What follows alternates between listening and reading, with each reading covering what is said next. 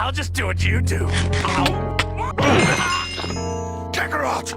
There was a ton of cut content in Dragon Ball GT, which we sadly never got to see. GT is controversial, but its impact is still felt today in modern Dragon Ball. Dragon Ball Daima, for example, was hugely inspired by GT, so it looks like its influence isn't going anywhere. Still, the product we got was very different from what the production staff had in mind when they began working on it. There were a myriad of episodes that had to be cut, ideas shelved, and transformations never seen due to circumstances, as the series would only last 64 episodes. Many of the lost ideas have been revealed through interviews, in particular with Kozo Morishita, the producer of Dragon Ball GT. The original idea for the anime original sequel was actually more in line with what Dragon Ball Super would eventually become, a story set during the 10 years in between the end of the Majin Buu arc and Goku leaving with Oob. Instead of it being focused on Goku, however, it would have been more of anime original stories, focused on the next generation of fighters, Goten, Trunks, Pan, etc. However, this pitch was rejected, and even seen as disrespectful to have a story not separate from the original manga. So, with Toriyama's input, they decided to set this story after the events of the original manga. Still, the focus was going to be on the next generation,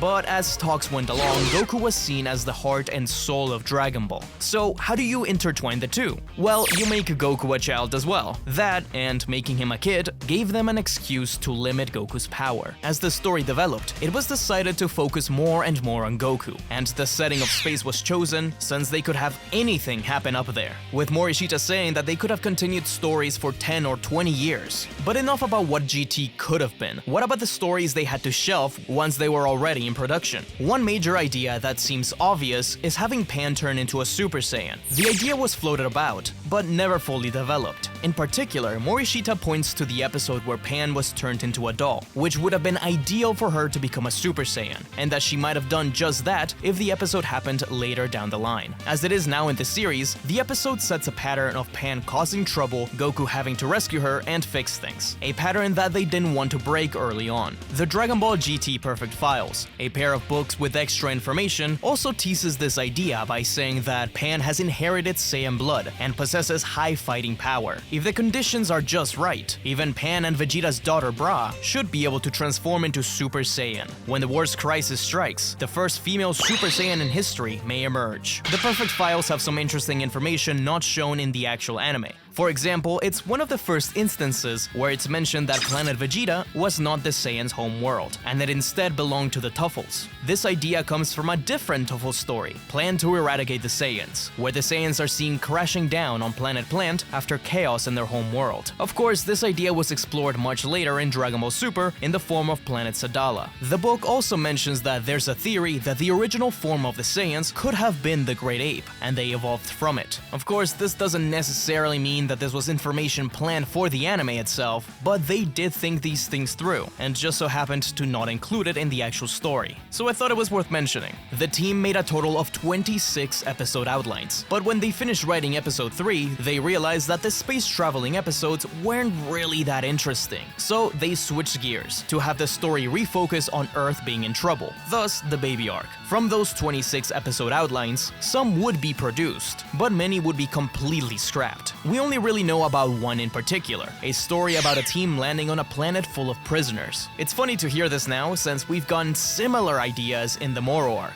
Although many episodes went unproduced, Morishita does mention that simple episode ideas were handed over to Toriyama so he could create some artwork for the team as inspiration. Because of this, we get a sense of what some of these episodes consisted of by looking at Toriyama's art. Two of these, the team in a giant world and a desert planet, did make it into the final story, but the third piece, one of Goku, Pan, and Trunks fighting grotesque aliens, never really happens. Trunks never uses a gun, Pan never has this jean jacket, and they never go to a planet like this. At least not in this way. Their character design is instead used in the very last episode, as a hellish monster that Piccolo is fighting. Although we do see them much later on in Dragon Ball Super, Toyotaro is a pretty hardcore fan of Dragon Ball, so he reused these designs as aliens defeated by Moro's goons during the Galactic Prisoner Saga. So this could possibly be an unproduced episode. Toriyama also made character designs for the main cast, and although most of them ended up intact in the final product, Krillin looks completely different from his anime counterpart, so it could belong to scrapped ideas. Or maybe the anime staff just didn't like the design, which I kinda get. Speaking of design changes, perhaps the most iconic part of Dragon Ball GT was Super Saiyan 4. The form exploded back into popularity thanks to its new version in Dragon Ball Daima, which was more than likely designed by Toriyama. However, the original version of the form was created by Katsuyoshi Nakatsuru, who worked as an animation supervisor. Designing Super Saiyan 4 was a huge undertaking, so he decided to go on a very different and radical position compared to what came before.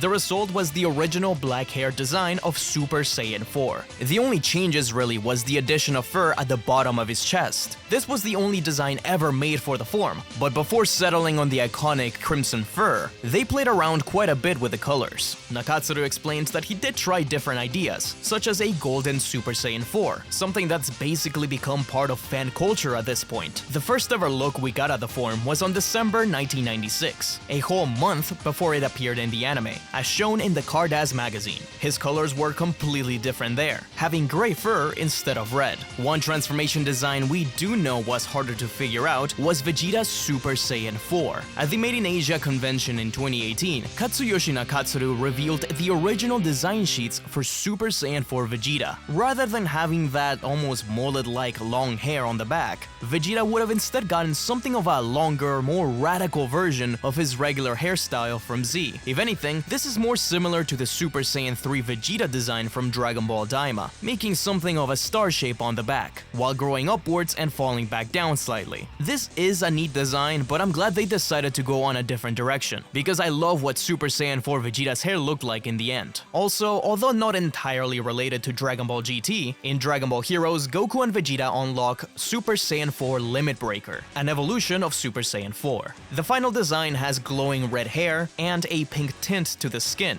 but they could have looked completely different. The team tried out many different versions, one that looks fairly similar with the red hair, another that's much more like a humanoid Ozaru, and they even went back to the idea of a golden Super Saiyan 4. Anyways, back to GT. Once the anime staff moved to the Super 17 saga, they knew that they didn't have much time left. So sadly, one of the more interesting character arcs had to be cut because of this. Gohan was largely sidelined in GT. He had stopped being a fighter to focus on being a scholar instead, but took on the mantle of a fighter again once the gates of hell opened on Earth. This transition was originally planned to be 1 or 2 episodes, focusing on Gohan regaining his fighting spirit and becoming a warrior once more. Atsushi Maekawa, writer of a majority of Dragon Ball GT episodes, explained how he wanted to explore this story on why someone who had given up being a fighter altogether would be forced to take on that role again. Videl would have gotten hurt.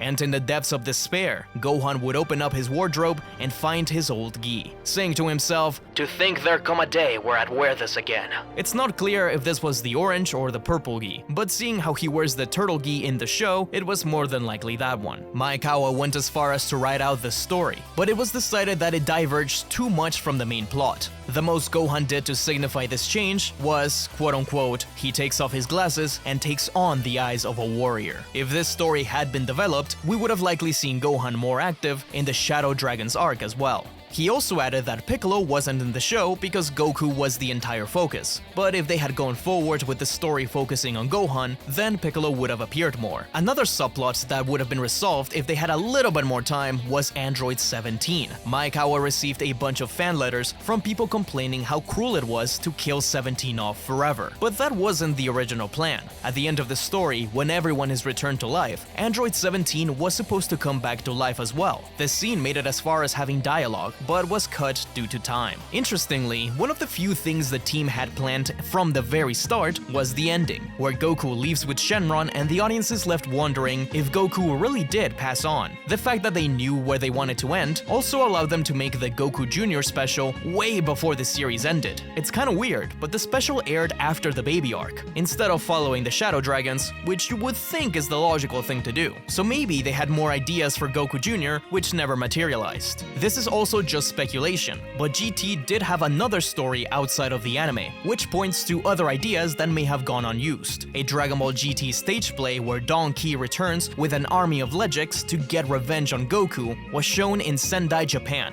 In it, Frieza and Cell also return with brand new transformations, though a chunk of the show is lost media. This is a very niche and very weird part of Dragon Ball history. It's clear that Dragon Ball GT was a challenge for the crew, making a wholly original story with little input from the original author, and tasked with following up one of the most legendary anime runs of all time must have been an extremely arduous task. It may not be for everyone, and they may not have gotten to do everything they wanted to do, but the legacy of Dragon Ball GT continues, despite us likely never visiting that side of Dragon Ball again. I hope you enjoyed this look behind the scenes. Be sure to help flash that subscribe button, and if you're looking for more Dragon Ball content, then be sure to check out my video on every single tournament winner in Dragon Ball.